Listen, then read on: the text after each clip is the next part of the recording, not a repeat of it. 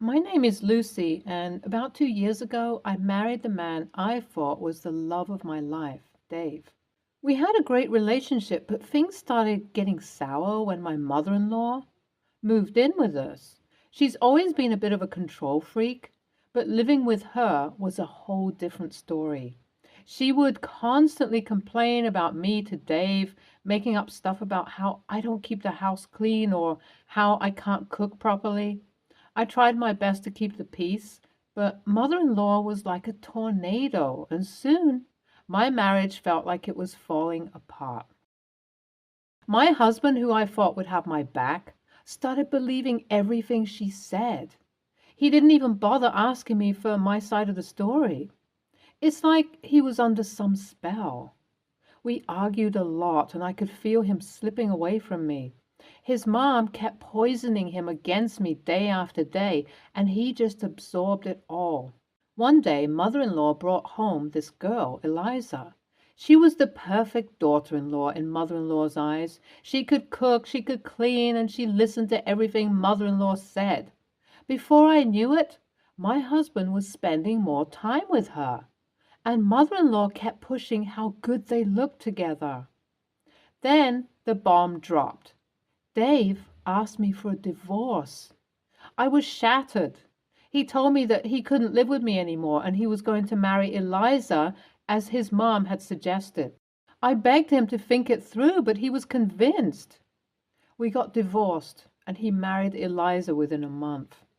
I moved out, got my own place, and tried to pick up the pieces of my life. I was devastated. But slowly, with the help of friends, I began to rebuild my life. I got a new job, started going to the gym, and even began reading again, something I hadn't done in years. Fast forward to 1 year later, there's a knock at my door. I opened it, and to my shock, it's Dave. He looked like a mess, unshaven, eyes puffy. He was nearly in tears and begged me to just listen to him. He said that he got sold into marrying Eliza by his mom, and he never realized it till it was too late.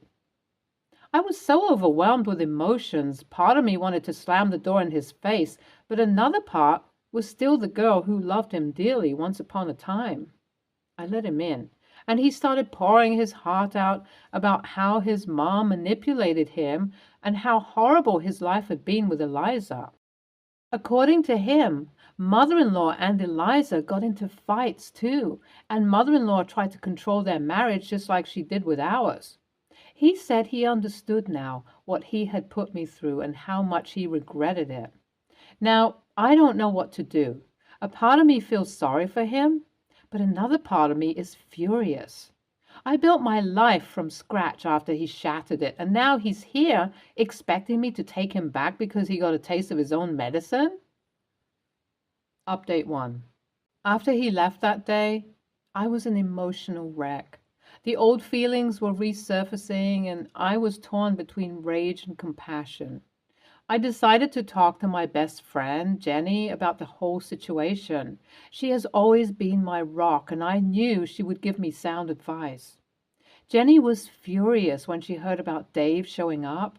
She reminded me of how broken I was when he left and how hard I worked to rebuild my life. She told me that taking him back would be like allowing a tornado back into my life, especially with his manipulative mom still in the picture. I knew she was right, but part of me still cared for him. I decided to meet with him in a neutral place to have a proper conversation. We met at a coffee shop, and he looked even worse than the last time. He told me that he had moved out of his mom's house and was staying with a friend.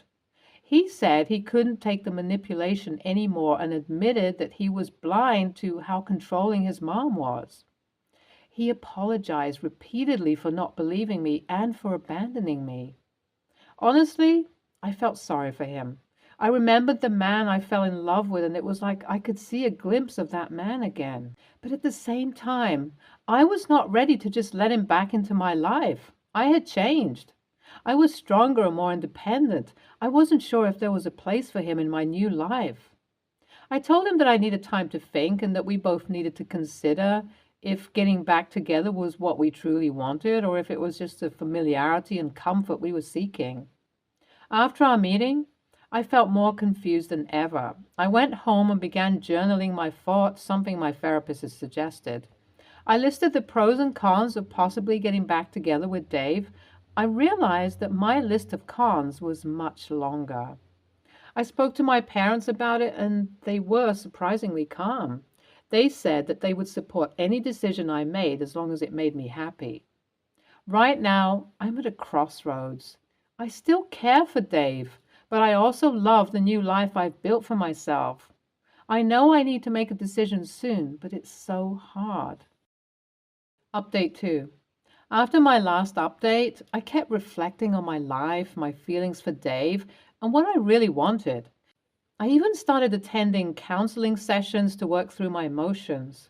Then, one evening, as I was heading home from work, I got a call from Dave. He sounded extremely emotional and told me that he wanted to meet with me, that it was urgent.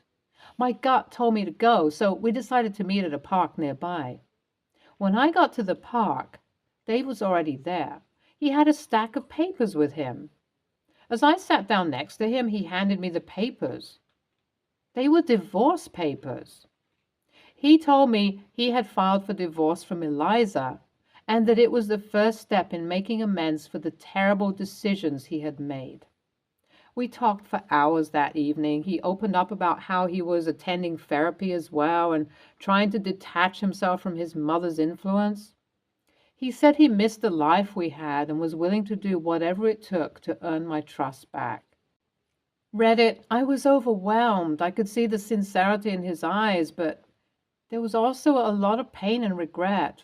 Part of me wanted to hug him and tell him everything would be okay, but another part was terrified of going down that road again.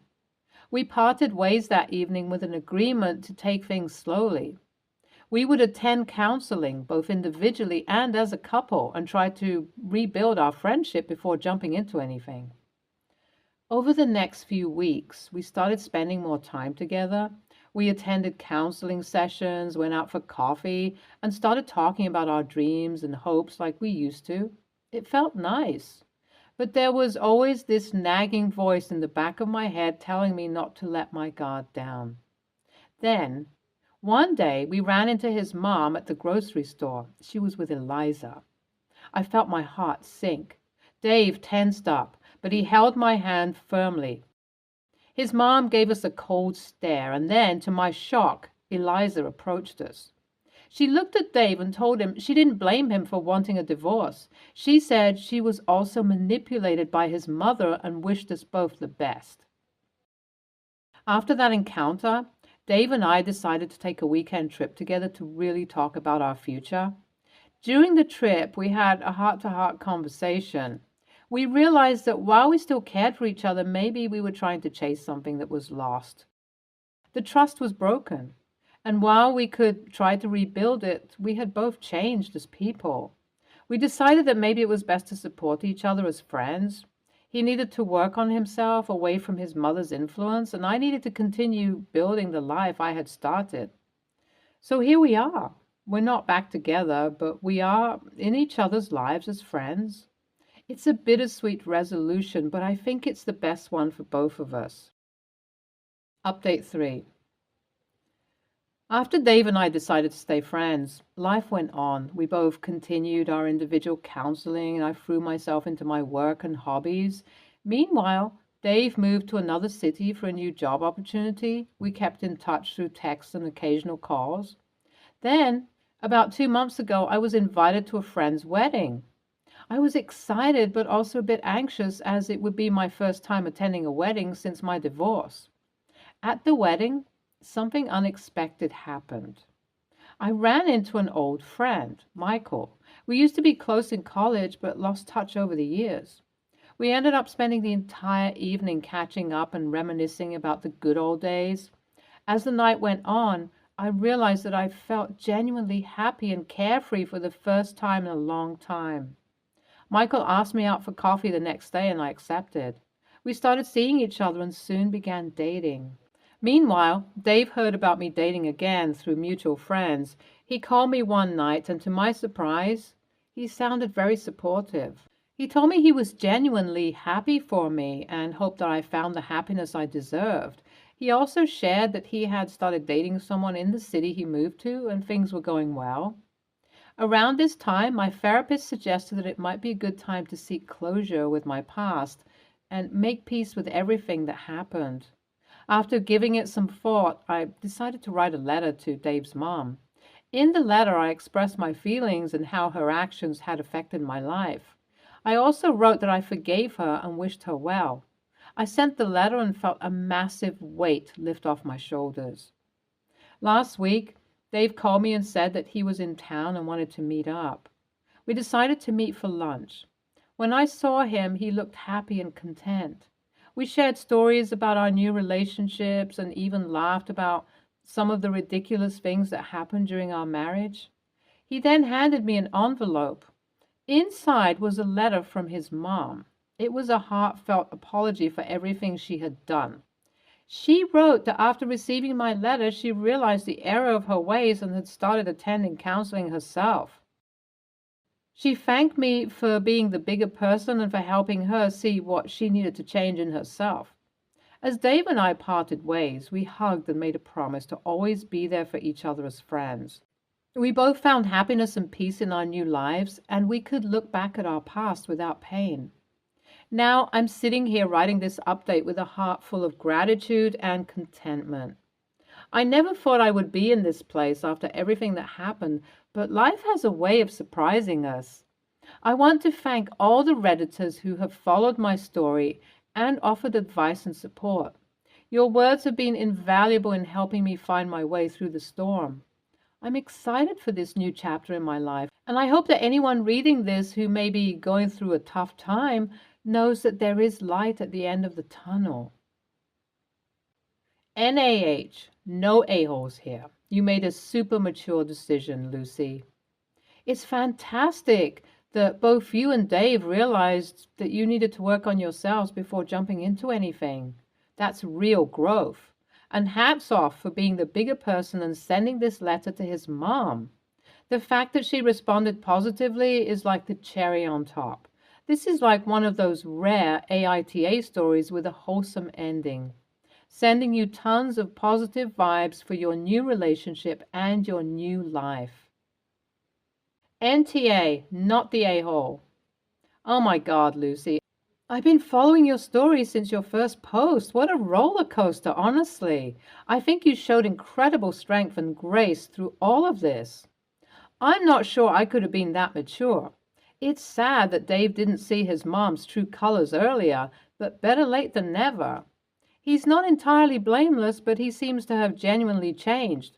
As for his mom, I'm cautiously optimistic about her apology, but only time will tell. You do you, girl.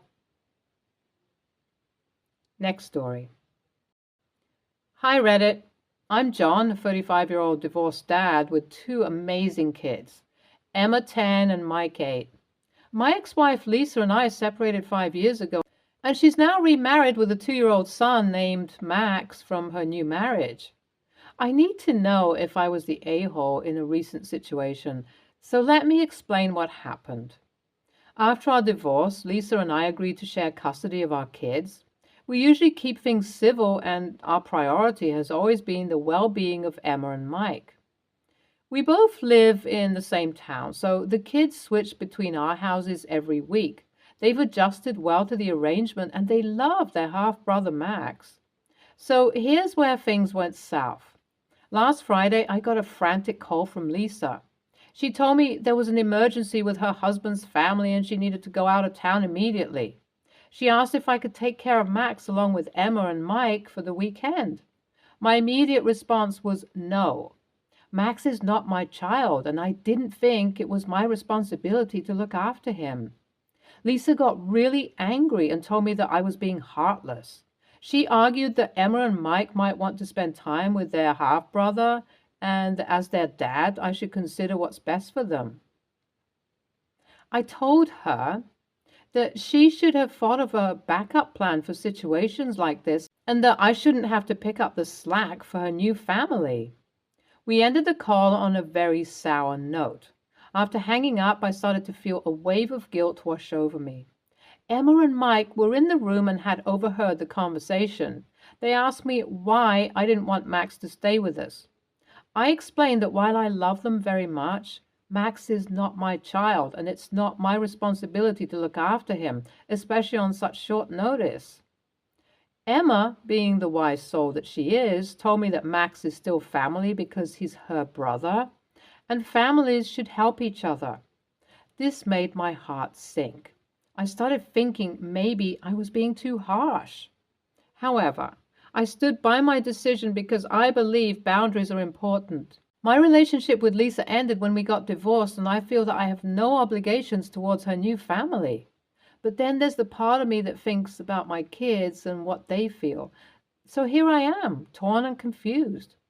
I want to be a good dad to my kids, and I don't want them to think I'm mean or don't care about their family.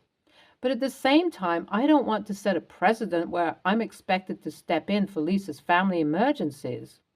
I need some perspective, Reddit. I don't know if my refusal to babysit Max was me setting healthy boundaries or if I was being a heartless ex-husband.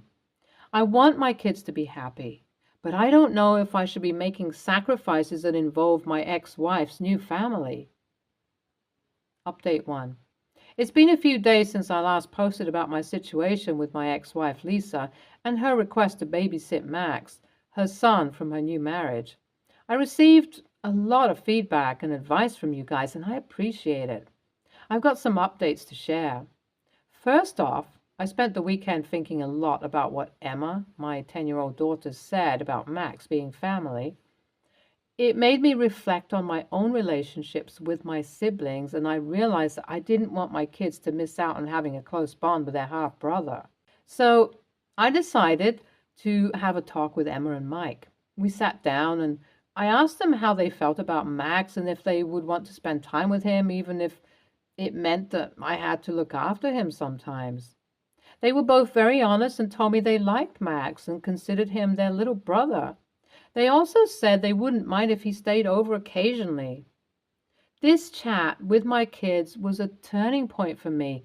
It made me understand that my initial reaction was perhaps more about my issues with Lisa than about Max. I realized that by refusing to babysit Max, I might be putting my personal feelings above my kids' relationships with their sibling. Taking this new perspective into account, I decided it was time to have a serious conversation with Lisa.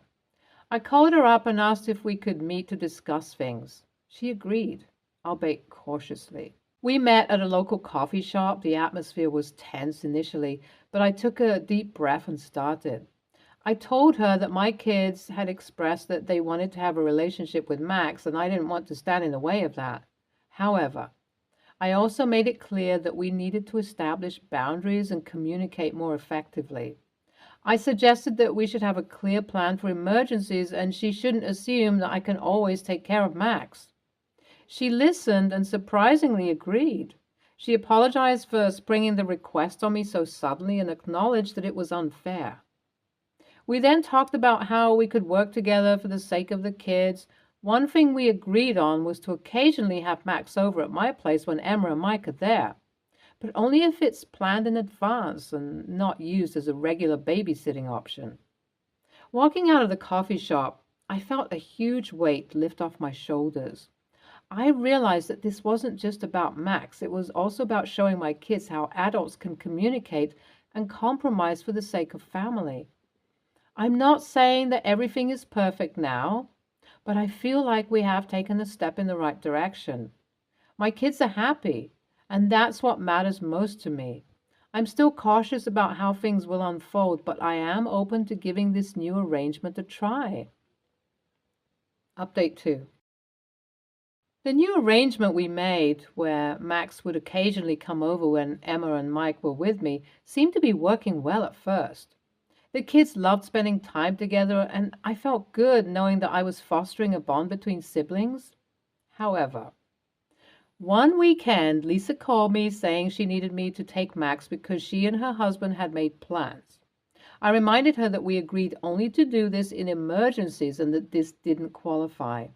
She got upset and accused me of going back on my word. I stood my ground and she eventually hung up. A few days later, Emma and Mike came back from school upset. They told me that Lisa had been speaking negatively about me to them, saying that I don't care about their brother Max and that I'm selfish. I was livid. I called Lisa and confronted her. We ended up having a heated argument. It became clear to me that Lisa was not respecting the boundaries we had set. I decided it was time to talk to a lawyer and see if there was something I could do to protect my kids from this kind of manipulation. The lawyer suggested that we might want to look into modifying the custody agreement to include some communication guidelines. I wasn't sure, but I said I would think about it. In the meantime, I had another talk with Emma and Mike. I explained that sometimes adults have disagreements, but it doesn't mean that we don't love them. I told them they can always talk to me if they feel confused or hurt by something. Now, here's where things take a turn. One evening, Lisa's husband, Mark, came to my house unexpectedly. He looked troubled. He told me that he wanted to apologize for any stress that the situation with Max might have caused me. He explained that he had a serious talk with Lisa about the importance of co-parenting and respecting boundaries. Mark also said that he had no idea that Lisa had been speaking negatively about me to the kids and was shocked when he found out. He assured me that it would not happen again and that they would find alternative options for Max if any emergencies arose. I was taken aback by Mark's sincerity and openness. We ended up having a long conversation about our experiences as parents and how challenging it can be to navigate blended families. We agreed that it's essential for us to communicate and work together for the kids' sake. After Mark left, I felt like maybe there was hope for a more peaceful co-parenting relationship. I decided not to pursue any legal actions for now, but to give this a chance. I also had a conversation with Lisa later, and she apologized for her behavior. It feels like we're starting to build a foundation of trust and cooperation. I am cautiously optimistic. Update 3. So, after the incident with Lisa and the turnaround with Mark, things were going fairly smoothly. We all tried to communicate better, and the kids were spending time together without any issues. However, Emma and Mike started growing really attached to Max. They would talk about him all the time and always look forward to seeing him. One day, Emma came to me and asked if Max could come over for her birthday party. I was hesitant at first, but decided that this was a special occasion and it could be a good opportunity for family bonding. The day of the party arrived and everything was going great. Max was there and the kids were having a blast. Then something unexpected happened. Lisa arrived to pick up Max, and she was clearly emotional. She took me aside and started talking about how she realized how much this family meant to her and how she wished things had turned out differently between us. I was taken aback and didn't know how to respond. I simply told her that the past was the past and that we should focus on raising our children and fostering their relationships. After the party, I started thinking about the family dynamics. My kids were growing so attached to Max, and I didn't want them to be heartbroken if things went south again with Lisa. I decided it was time for me to take some steps to ensure stability for them.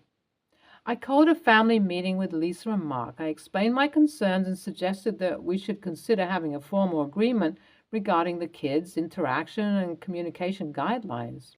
To my surprise, they both agreed. We worked together with a mediator and put together an agreement that outlined the terms of our co-parenting and the interaction between our children. It was a detailed document that took into account holidays, emergencies, and general communication. I also took this opportunity to connect more with Mark. We started sharing parenting experiences and even gave each other advice. A few weeks later, I realized how much this whole situation had changed me. I was more open, understanding, and willing to compromise for the sake of the kids. My relationship with my own children also improved tremendously. They were happier, and so was I. In the end, I feel like this journey was about more than just whether or not I should babysit Max. It was about understanding what family means and how sometimes, even though it's complicated, it's worth putting in the effort for the ones you love. Thank you, Reddit, for being a part of this experience. Your advice and support has been invaluable. My kids have a better family life because of the steps we all took together. I hope my story can be a lesson for anyone going through a similar situation. Family is what you make of it, and sometimes it takes a village. Wow, John, what a roller coaster of emotions. But I must say, you handled it like a champ. I was skeptical at first about you not babysitting Max, but it was more about setting boundaries. It's amazing how you all turn things around. This is a classic example of how communication can solve most problems. Kudos to you for putting the kids' interests first and also for being open to mending fences. I'd say NAH. Things were rocky, but everyone seems to have come to their senses. John, as someone who has a blended family, I can totally relate. It's not easy to navigate these waters. Lisa overstepped, but it was a wake-up call for everyone. You, sir, show tremendous growth. It's heartwarming to see that you put your differences aside for the happiness of the children. You even worked things out with Mark, which is commendable. My verdict is NTA for not wanting to babysit initially, but you're a total hero for how you handled it in the end. Your kids are lucky to have you. Stay tuned for more stories from our girl relationships.